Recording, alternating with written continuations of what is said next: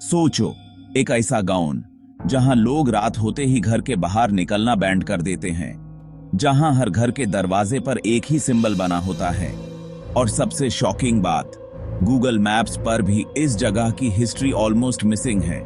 लेकिन असली डर भूत का नहीं था, असली डर था एक रियल सीक्रेट का। आज की स्टोरी किसी हॉरर मूवी की नहीं, बल्कि इंडिया के एक ऐसे मिस्टीरियस इंसिडेंट की है जिसे सुनने के बाद आप खुद डिसाइड नहीं कर पाओगे कि ये कोइंसिडेंस था या कुछ और। वीडियो के एंड तक जरूर देखना, क्योंकि लास्ट में जो रिवील हुआ था वो सबसे ज्यादा शॉकिंग था। मध्य प्रदेश और राजस्थान के बॉर्डर पर एक ऐसा गांव था जो आम नजर से तो छोटा और शांत लगता था, लेकिन उसकी हवाओं में कुछ अलग ही राज छुपा था। सुबह के वक्त जब पूरा गांव धुंध से ढका होता तो लगता जैसे कोई पुरानी कहानी अपने आप को दोबारा जी रही हो। ये गांव अपनी सिंप्लिसिटी और दूर दराज लोकेशन के बावजूद हमेशा से लोगों के लिए एक पहेली बना रहा। गांव का जिक्र पुराने लोकल रिकॉर्ड्स में मिलता है। कुछ पुराने रजिस्टर जिनके पन्ने धूल से भरे हैं, उनमें इस जगह का नाम लिखा है। लेकिन जब आप ऑनलाइन सर्च करते हैं तो इस गांव के बारे में लगभग कुछ भी नहीं मिलता, जैसे कि ये गांव डिजिटल दुनिया से बिल्कुल कटा हुआ हो, एक ऐसी जगह जिसका वजूद सिर्फ कागज के पन्ने तक सीमित है। लोगों के बीच एक अजीब सी बात मशहूर थी।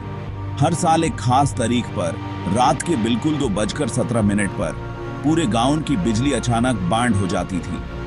कोई वार्निंग नहीं, कोई टेक्निकल फॉल्ट नहीं, बस एकदम से अंधेरा छा जाता। घड़ी की सुई जब 2 सद्दा पर टिक टिक करती तो लगता जैसे पूरा गांव किसी अनजानी ताकत के कब्जे में आ गया हो। शुरू में सबने सोचा कि यह आम पावर कट है, गांव में तो ऐसे बिजली जाने की बातें आम होती हैं। लेकिन धीरे धीरे लोगों ने नोटिस किया कि यह पावर कट हमेशा एक ही समय पर होता है, बिना किसी वजह के। लोगों के चेहरे पर चिंता और डर की लकीरें दिखने लगी, और हर साल वो रात सबके लिए एक बुरा सपना बन गई। फिर एक और अजीब चीज सामने आई। जिस घर के बाहर एक सफेद चौक का निशान बना होता, उस घर के लोग अगले दिन बिना किसी को बताए गांव छोड़ देते।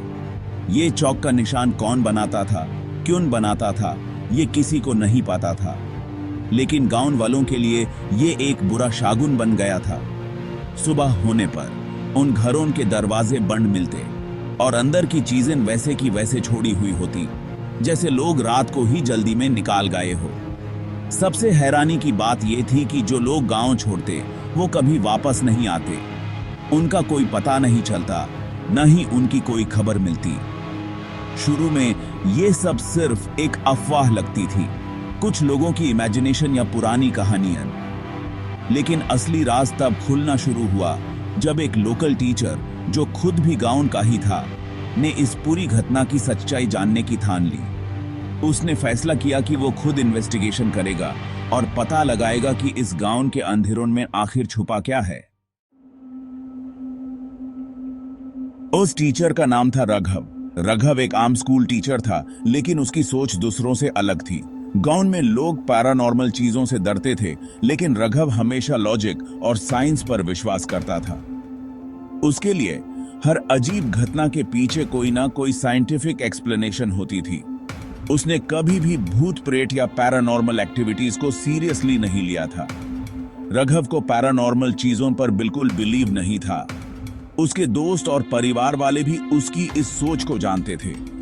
जब भी कोई गांव में अजीब बात होती, सब राघव से पूछते और वो हमेशा मुस्कुराकर कहता, ये सब बस दिमाग का खेल है।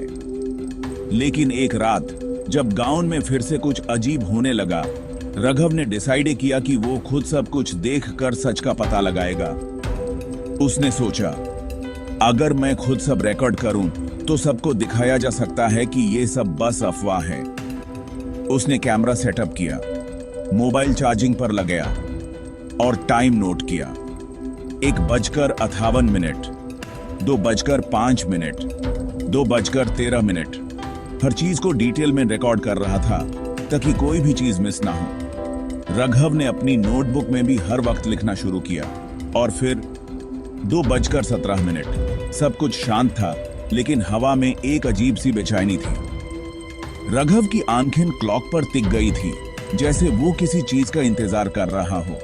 पूरे गांव की लाइट चली गई, camera recording band, mobile dead. एकदम से अंधेरा छा गया और रघव को लगा जैसे कोई अनजानी ताकत उस रात को कुछ दिखाना चाहती हो। और बाहर से आई एक अजीब मेटालिक साउंड, टिंग टिंग टिंग। वो आवाज इतनी तेज थी कि रघव का दिल तेज धड़कने लगा। उसने सोचा, यह आवाज कहां से आ रही है। रघव ने हिम्मत जुटाकर खिड़की से बाहर देखा।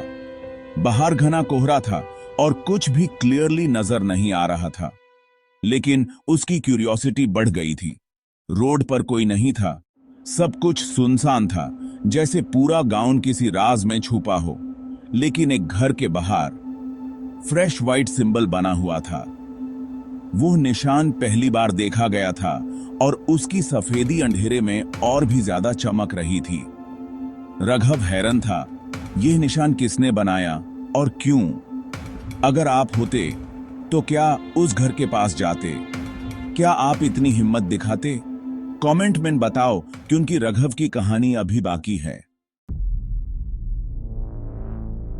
अगले दिन सुबह जब पूरा गांव अभी भी सो रहा था, रघव ने बिना किसी को बताए सीधा उसी पुराने घर की तरफ रुख किया जहां कल रात कुछ अजीब हुआ था। उस वक्त सुबह की हल्की धुंध और सन्नाटा दोनों मिलकर माहौल को और भी ज्यादा सस्पेंसफुल बना रहे थे। रघव के कदम धीरे धीरे उस घर की तरफ बढ़ रहे थे, जैसे हर कदम पर उसका दिल तेज धड़क रहा हो। दरवाजा खुला था, जैसे किसी ने जल्दी में घर छोड़ा हो। अंदर जाकर देखा तो सारा सामान इधर उधर बिखरा पड़ा था। कोई चीज अपनी जगह पर नहीं थी, जैसे घर के लोगों ने सब कुछ छोड़कर भागना पड़ा हो। हर कोने में धूल जम चुकी थी, लेकिन कुछ चीजें नई लग रही थी, जैसे कल ही इस्तेमाल हुई हो। टीवी अभी भी ऑन था, उस पर सिर्फ स्टैटिक आ रहा था, जैसे किसी ने जल्दी में बैंड करना भूल दिया हो। टेबल पर खाने की प्लेट रखी थी, आधा खाना अभी भी बचा हुआ था। ऐसा लग रहा था कि घर के लोग खाना खाते खाते ही अचानक कहीं चले गए हो। पंखे की हल्की आवाज और स्टैटिक की गुनगुनाहट दोनों मिलकर एक अजीब सी बेचैनी पैदा कर रहे थे। लेकिन घर में एक भी इंसान नहीं था। पूरे घर में सन्नाटा था, जैसे सब लोग पलक झपकते ही गायब हो गए हो। कोई निशान नहीं, कोई आवाज नहीं। रघव को लगा जैसे ये घर अब एक राज छुपा रहा है, एक ऐसा राज जो किसी को पता नहीं चलना चाहिए। रघव ने तुरंत पुलिस स्टेशन जाकर कंप्लेंट लिखवाए। उसने सब कुछ डिटेल में बताया, घर का हाल, खुला दरवाजा, बिखरा सामान। लेकिन पुलिस ने बस एक रूटीन एंट्री की। उन्होंने रिकॉर्ड्स में सिर्फ एक लाइन लिखी, फैमिली वॉलंटरीली शिफ्टेड। यही लाइन हर मिसिंग फैमिली के केस में रिपीट हो रही थी, जैसे सब कुछ नॉर्मल हो, जैसे किसी को सच में फर्क ही नहीं पड़ता। रघव को लगा कि यहाँ कुछ तो छुपाया जा रहा है, कुछ ऐसा जो बाहर नहीं आना चाहिए। रघव को शक होने लगा कि ये सिर्फ एक सिंपल मिसिंग केस नहीं है। उसके दिमाग में सवाल घूमने लगे, क्या सच में सब फैमिलीज अपनी मर्जी से गायब हो रही हैं? या फिर कोई बहुत बड़ा सच छुपा है जो किसी को पता नहीं चलना चाहिए? उसने डिसाइड किया कि वो खुद ही इन्वेस्टिगेशन करेगा। रघव ने पुराने डॉक्यूमेंट्स, लैंड रिकॉर्ड्स और गांव के आर्काइव रूम में जाकर पुरानी फाइल्स देखनी शुरू की। हर फाइल, हर कागज को ध्यान से पढ़ने लगा, शायद कहीं कोई क्लू मिल जाए। तभी उसके हाथ एक पुराना पीला पड़ चुका न्यूज़पेपर आर्टिकल लगा, 1976 का। उस आर्टिकल में कुछ ऐसा लिखा था जो रघव को हिलाकर रख देता है। उस आर्टिकल में लिखा था कि उस एरिया में गवर्नमेंट का एक सीक्रेट अंडरग्राउंड सर्वे प्रोजेक्ट चला था। क्या यह प्रोजेक्ट ही इन सब डिसअपीयरेंसेस का रीजन है? क्या गवर्नमेंट कुछ छुपा रही है? लेकिन आर्टिकल का आधा हिस्सा काले इंक से कवर किया गया था, जैसे किसी ने जानबूझकर इंपॉर्टेंट इंफॉर्मेशन छुपा दी हो। रघव जितना पढ़ने की कोशिश करता, उतना ही उसकी क्यूरियोसिटी बढ़ती जा रही थी। और आर्टिकल की लास्ट लाइन में सिर्फ एक वार्निंग थी, do not allow civilians near sector 17। ये सेक्टर 17 क्या है और क्यों यहां किसी को आने नहीं दिया जा रहा? रघव के लिए अब ये सिर्फ एक इन्वेस्टिगेशन नहीं बल्कि एक ऑब्सेशन बन चुका था। रघव ने देचीदे किया कि वो एक लास्ट रिकॉर्डिंग करेगा। इस बार उसने बैटरी कैमरा यूज किया। 2:16, 2:17, लाइट गई, मेटालिक साउंड, और इस बार उसने देखा डोर जंगल साइड, एक ब्राइट व्हाइट लाइट जैसे जमीन के नीचे से आ रही हो। रघव कैमरा लेकर उस तरफ भागा। वीडियो शेक हो रहा था, हेवी ब्रीदिंग, और फिर सडनली रिकॉर्डिंग फ्रीज। थोड़ा सा सन्नाटा। अगली सुबह कैमरा मिला, लेकिन रघव नहीं।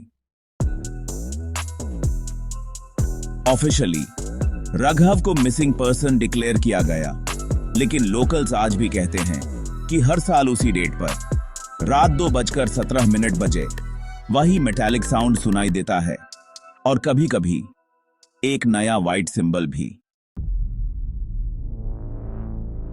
तो आपको क्या लगता है, ये सिर्फ कोइंसिडेंस था या सच में कोई हिडन एक्सपेरिमेंट?